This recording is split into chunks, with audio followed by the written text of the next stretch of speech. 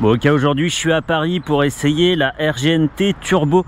RGNT, on connaissait avec le modèle numéro 1 qui était plutôt, alors pas numéro 1 des ventes, hein, ça c'est sûr, qui était plutôt néo-rétro avec des jantes à rayons, un aspect un petit peu plus traditionnel. C'est drôle de dire ça pour des motos électriques, mais c'était le cas.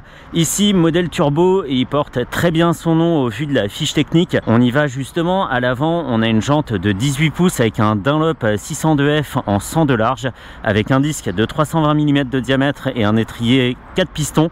On a 7,5 kWh de batterie pour alimenter un moteur qui développe en puissance nominale 11 kW et en puissance maximale 44 kW. Là, on avait respectivement 9 et 22 kW sur la RGNT numéro 1. Ce moteur, il offre 320 Nm de couple, ce qui est vraiment ultra conséquent. On a une selle à 820 mm de haut, un ensemble qui pèse 158 kg. À l'arrière, une jante de 17 pouces avec un pneu en 130 de large, un moteur dans la roue comme on le voit. La batterie, elle est rechargée entre 20 et 80% en 2 heures. Elle promet une autonomie de 150 km. RGNT annonce une vitesse de pointe de 120 km/h et un 0 à 100 abattu en seulement 4 secondes. Pour comparaison, la LiveWire S2 fait le 0 à 100 en 3 secondes et la One aussi, il me semble. Donc pour un équivalent 125 comme celui-ci, c'est très bien. Le prix, il est de 9 995 € avec une réduction en ce moment de 1000 €. Donc ça l'amène à 8 995 €. Ça reste très cher, ça reste le bel objet. Mais pour quelqu'un qui flash sur ce genre de véhicule et qui veut pas faire trop de mal à la planète, je comprends qu'on puisse y passer autant d'argent. On n'est pas full LED, les clignots sont à LED. Le feu est à LED, mais le phare, lui, est à ampoule traditionnelle. Que dire de plus? Pas grand chose. On va y aller tout de suite. C'est parti, on y va. À côté de ça, on a un Tessu qui est chromé, qui est tout poli. Ça rappelle un peu ce qu'on voit sur les Royal Enfield. Évidemment, comme le moteur est embarqué dans la roue, on n'a pas un bruit. Je freine par réflexe avec le levier de droite. C'est pas le plus puissant. On va essayer de faire un petit peu plus avec le levier de gauche. Les deux pieds bien à plat avec encore un petit peu de marge puisque j'ai les genoux un petit peu pliés. Pour rappel, je fais 1m73 avec des jambes d'une longueur standard. Donc c'est bien, on est bien parce que quand on la voit garée, on a l'impression que c'est une moto très haute, c'est une moto assez grosse hein, pour une 125. Donc ça peut impressionner, mais il faut aller au-delà de ça et s'asseoir dessus pour voir qu'en fait ça se passe très bien. On a des bonnes relances, hein, même passé 50 km/h, on a encore de l'explosivité, une très bonne disponibilité du moteur. Hein. Je regrette que le bouton des clignotants soit un petit bouton comme ça, gauche-droite, et pas un truc classique, parce que j'ai l'impression de ne pas les enclencher en fait, les clignots. Et il n'y a d'ailleurs rien qui me dise sur le tableau de bord s'ils sont mis ou pas, mais je crois que ça fonctionne pas. Les clignots ne fonctionnent pas. C'est pour ça. Et par exemple, je ne sais pas s'il y a un rappel automatique, comment couper un clignot, est-ce qu'il faut appuyer sur le bouton dans la même direction ou appuyer sur le bouton dans la direction opposée. Bref, tout ça est un petit peu flou. Weck. Bam, ça pile. On a aussi une marche arrière, les modes, je le disais, la connectivité, on voit des informations en bas en rapport avec le téléphone, la vitesse au centre, la température extérieure, une jauge à droite avec marqué turbo et sûrement qu'à gauche c'est la régénération, j'ai pas encore regardé quand je roulais, et en bas à gauche un indicateur de charge de la batterie. Ici 89% restant, les informations on peut les faire varier, oui, avec le bouton sur le commodo de droite.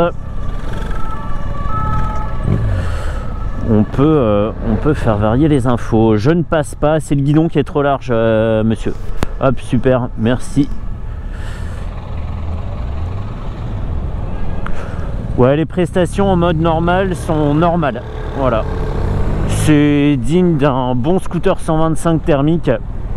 Je compare pas une moto thermique parce que là on a, comme sur un scooter, juste à tourner la poignée pour accélérer.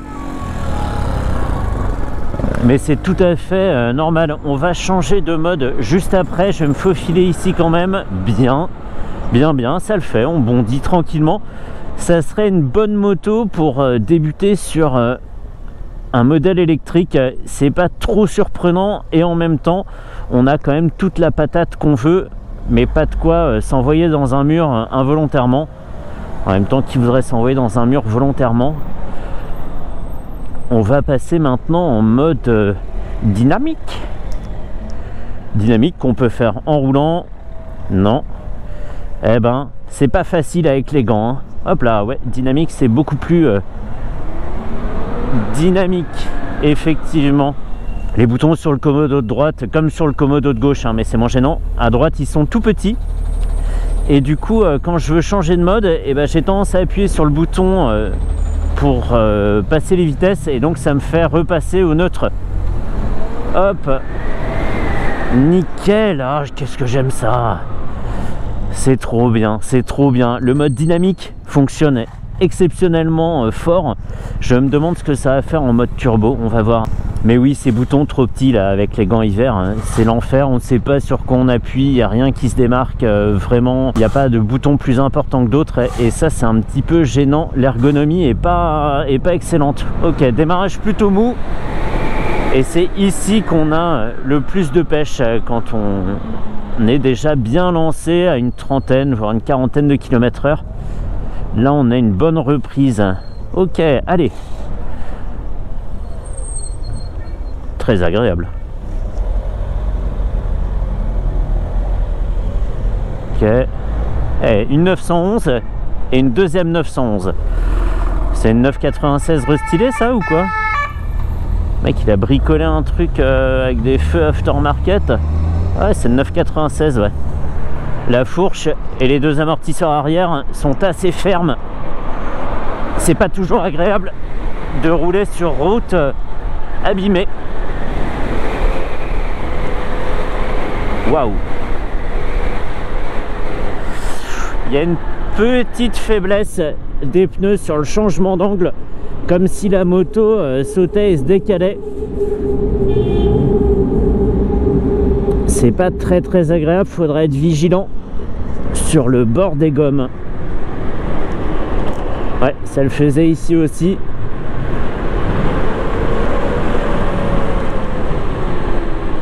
Drôle de feeling des 602F là. On va rester peinard, je regarde un petit peu ce qu'on a à bord. Mais c'est bien quelle place on a derrière moi. Ouais, avec mon sac à dos, il reste une demi-selle derrière. Mais sans sac à dos, on a largement de quoi emmener un passager. Ah, je suis pas content que les clignots fonctionnent pas. J'aime pas du tout. Je les mets tout le temps, je les oublie quasiment jamais. Et là, je me sens absolument pas en sécurité. Et c'est vrai que cette turbo, elle pallie au manque de peps de la numéro 1. Et en plus, elle est moins chère. C'est vrai que c'est toujours décevant d'avoir des motos électriques pas très performantes avec des prestations tout à fait moyennes, sans vraie patate, sans vrai plus par rapport à un moteur thermique et pour une autonomie qui n'est pas énorme non plus. On pourrait dire bon bah ok, on fait une croix sur les performances. Nous, notre moto, elle accélérera de façon moyenne, elle aura une vitesse de pointe pas ouf, mais par contre on fera 250 km avec ou 200 km. Mais là, c'était même pas le cas. Donc, pourquoi un tel sacrifice sur la puissance? Je sais pas. Mais en tout cas, celle-ci, excellente. Et je suis toujours pas en mode turbo. Hein, donc, ça promet. Comment je vais pouvoir m'insérer bien sur autoroute? C'est possible que je puisse pas le faire dans ce sens-là. Mais en tout cas, on va changer. On va se mettre en mode... Voilà, j'ai encore repassé le point mort. Ah, il y a un mode range aussi. Mais putain. Ah, j'arrive pas à repasser en mode turbo là. Arrête de me mettre sur le point mort. Putain, mais c'est peut-être le petit bouton du coupe-circuit aussi au-dessus. Je sais pas sur quoi j'appuie. Normal, range. Normal. Ah bah j'arrive pas à passer en mode turbo. Alors range, évidemment, c'est pas pour mettre de l'ordre, c'est pour optimiser l'autonomie. Ok, là je suis en mode dynamique. Une tannée à changer. Wow, j'ai sauté les 2 roues encore. Allez, est-ce que les 120 km/h de vitesse de pointe sont bien là? Pour un équivalent 125, c'est incroyable hein, ce qui est en train de se passer là.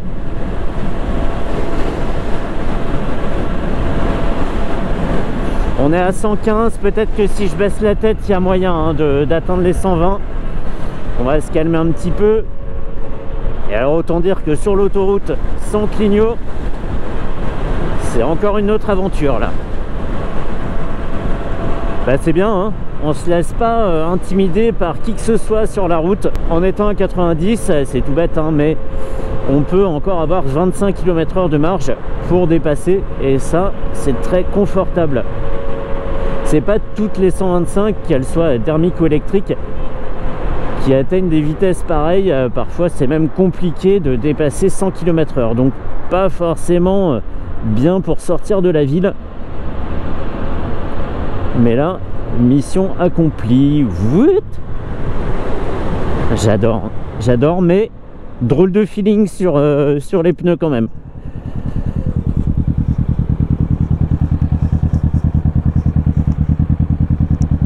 Alors, est-ce que je peux changer là? Normal, range, normal, range, normal, dynamique. Ouais, en fait, il fait ce qu'il veut. Hein. À un moment, tu n'auras que normal et range, et puis à un moment, tu as le mode dynamique qui apparaîtra. Mais en même temps, c'est un véhicule de pré-série, hein, donc pas forcément les véhicules qui sont les plus aboutis. Celle-ci est présente 2 semaines chez Maze, mais finira par repartir pour continuer sa tournée en France avant que le produit fini arrive chez les distributeurs. Mais c'est toujours intéressant, hein. Mais par contre, c'est vrai que ça me rend fou. Je l'ai vu le mode turbo tout à l'heure. Normal, range. Ah, et puis là le bouton il fait plus rien. Dynamique, ok. Et je sais que je l'ai vu ce mode turbo tout à l'heure. Je l'ai vu. Des prestations comme toutes les 125 électriques devraient en avoir, hein, vraiment. Vraiment. Alors il y aurait peut-être des gens qui ça ferait peur, mais ils auraient qu'à se mettre en mode range ou en mode normal et ça serait très bien. Vraiment chouette comme machine. Il manque plus qu'une petite mousse de guidon là, ça serait très bien. Une mousse avec marqué RGNT dessus là. Ça donnerait un bon style à la machine. Ouais, alors est-ce que c'est les pneus vraiment qui vibrent ou est-ce que c'est à l'intérieur du moteur quand on passe d'un aimant à l'autre? Je sais pas. En tout cas, ça fait des petits à-coups. Ouais. Oup. On va bientôt pouvoir arrêter. Je vais aller faire une insertion sur l'autoroute un petit peu plus loin et ça sera fini. Je pourrais rentrer boulevard Voltaire chez Maze, rendre sa moto à Nicolas et Alexis. Merci beaucoup à eux pour le prêt. Il a fallu être rapide hein, sur celle-ci parce qu'elle était prise d'assaut par la presse et tous les créateurs de contenu. Donc j'ai vraiment de la chance qu'il fasse beau aujourd'hui. Allez. Bon, finalement il n'y aura pas d'insertion parce que je me suis complètement foiré dans mon timing. J'ai fait n'importe quoi. On en reste là pour cette RGNT Turbo qui porte bien son nom. Vraiment c'est mérité.